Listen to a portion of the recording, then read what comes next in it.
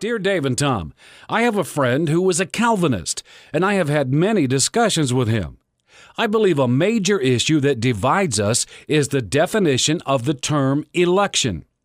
Could you give us what you believe is the biblical definition of election?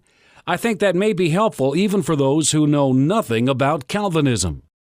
Well, Peter, I always say, Tom, Peter, in chapter 1 of his first epistle, says, elect according to the foreknowledge of God.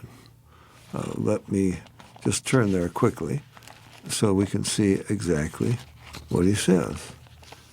Election is never to salvation, but it is to certain blessings. Elect according to the foreknowledge of God the Father through sanctification of the Spirit, this is verse 2, unto obedience and sprinkling of the blood of Jesus Christ. So we're elected unto a life of obedience. Now, it's elect according to foreknowledge. Mm-hmm. So election is not like God says, eeny, meeny, miny, moe, I'll elect you to salvation and I won't elect you. But it's according to his foreknowledge. What would foreknowledge have to do with the election? It means God must have known something ahead of time about these people that he's going to elect. Well, what would God have to know? If he's just favoring one person over another, he doesn't have to know anything. So it is always, if we went to Romans chapter 8, predestined is the same thing. Elect means you've been predestined to something. And let's see what it says. For whom he did foreknow, he also did predestine. Predestine what? To salvation? Predestined to be conformed to the image of his Son, that he might be the firstborn among many brethren.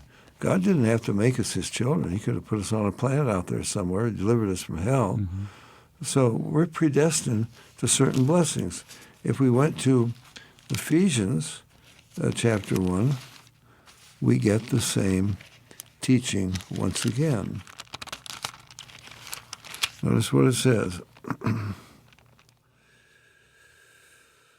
According as he hath chosen us unto him, chosen us in him, before the foundation of the world.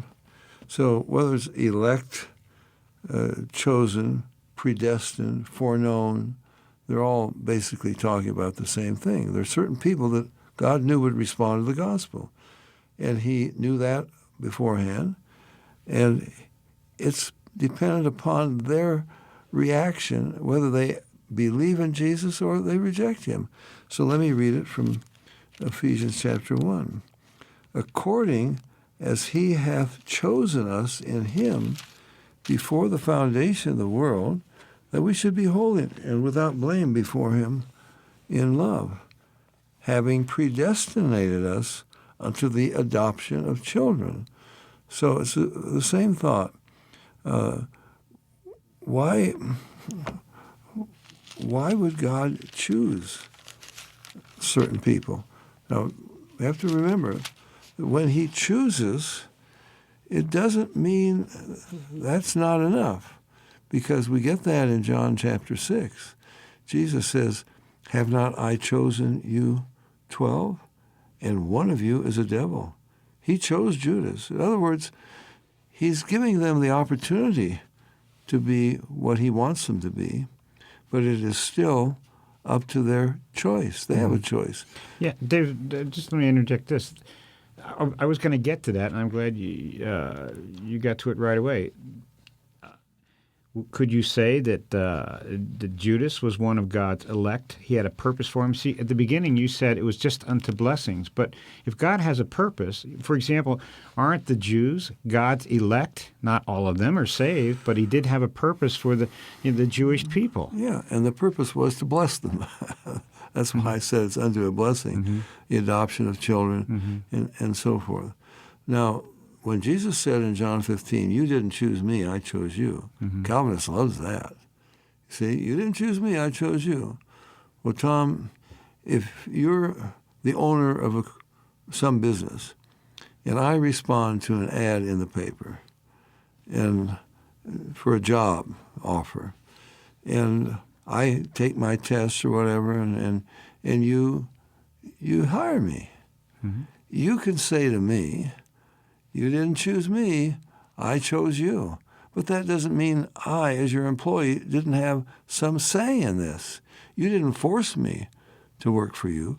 What it means is you have the last word. I can't force myself on you. Jesus is saying, you didn't choose me, I chose you. I initiated this, but it still is up to you whether you want to be what I have chosen you to be.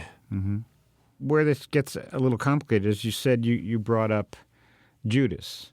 Would you consider him one of God's elect? There was a purpose. He played out a purpose. There was a, let's say, he was a part of, I don't know whether you'd call it God's plan, but God foreknew what he was going to do, so there was some things that he did that fulfilled God's plan. Is that? Yeah, let me try to explain it like this, Tom. God knew Judas. Look, what about this mob crying, away with him, crucify him? How did God engineer that? No, he didn't engineer that. And he didn't cause Judas to betray Jesus. But he knew Judas was a very avaricious man. And somehow, just when God brings me together hundreds of times on an airplane with someone I never knew and never expected, but somehow God has brought this about. And I don't think he changed anybody's will. He didn't do anything. But somehow... For more information about the Berean call us toll-free at our order number or visit our website